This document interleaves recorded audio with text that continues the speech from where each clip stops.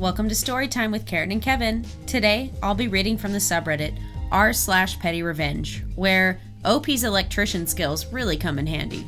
Our first story was posted by Claw Bancha. Idiot neighbor eavesdrops and I win. My neighbor is an idiot and we have been having issues with her from the start.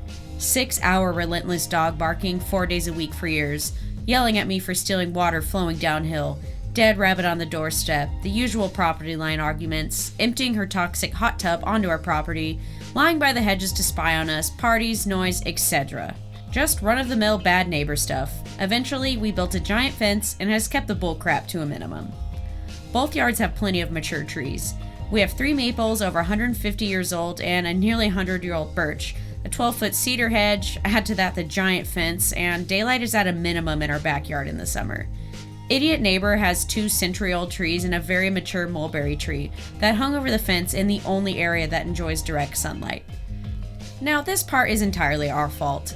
One spring we built a patio there with light gray stone.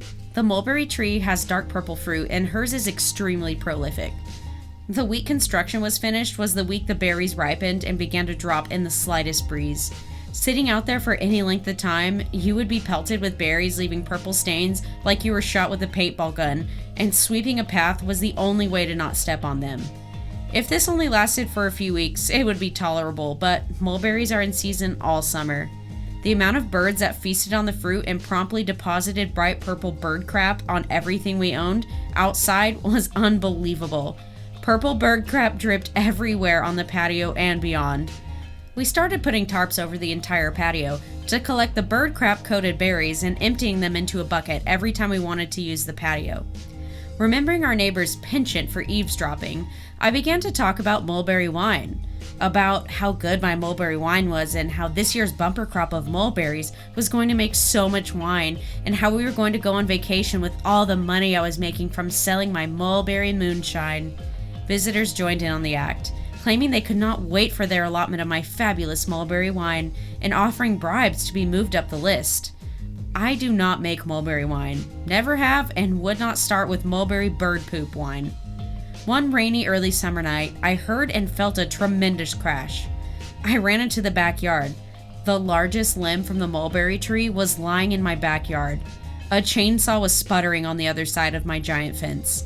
The mulberry tree was coming down, at night, in a rainstorm. There was a bit of yelling back and forth through the fence, me about her being a dangerous moron, and her to me about having a nice vacation without having mulberry wine to sell.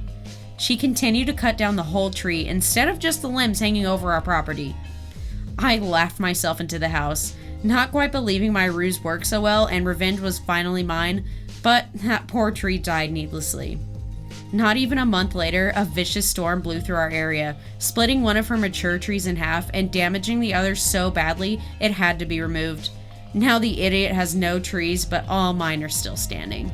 I have a personal attachment to the story because my neighbor doesn't have a mulberry tree, but they have this tree that has these tiniest little leaves that literally all year round it rains leaves and tiny little yellow flowers, and our balcony sits right under it, so the tree also crosses onto our property line. It's a huge tree and it has limbs that go to other properties too, but the main part of the tree is covering our balcony. And every once in a while I'll just go outside and talk about how messy this tree is, and I hope they hear me because they never trim it, and it literally we can't use our balcony. But I kind of almost wish it had I wish it had fruit or something, and we talk I'm gonna sell this and make so much money from this fruit tree. Maybe they think otherwise, but I don't know. This story just has a special place in my heart. Our next story was posted by Fan Commercial 1802. My college roommates needed to chill. Quick background. My final year at university, I got divorced and ended up rooming with a bunch of random younger dudes I never met. At the time, I was working a nighttime maintenance job on a campus. Think basic electrician and plumbing work. My roommates were all quite religious, not a problem. I also am in my own way, but not attending their church was a real sticking point they couldn't get over. It led to many heated and boring discussions. So, in petty revenge, every morning when I had the apartment to myself, they all had morning classes. I'd go into someone's room and unwire an outlet, one by a desk or wherever their phone or laptop charger was. I capped everything off. It was safe and up to code. I didn't need an arson charge. Naturally, they'd complain to the apartment complex. We'd get a notice that maintenance would be entering on such and such date and time. I'd go back in and connect everything back up before the maintenance guy came. Eventually, the complex staff decided that our apartment was just full of it, so they took longer and longer to respond. So, my final parting gift was to turn off the natural gas to the water heater for finals week. Nothing like ice-cold showers before exams. Yes, OP, this is the kind of petty revenge we're all here for. Like, it's so petty because it's, like, pretty harmless, but also, like, one of those things that it just keeps happening and you just think you're going crazy. And I love it.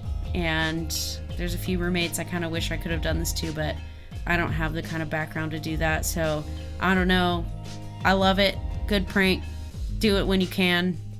That's all for today. Thank you so much for listening. We really appreciate it. If you like what we do and you want to support us, please like this video and subscribe to our channel.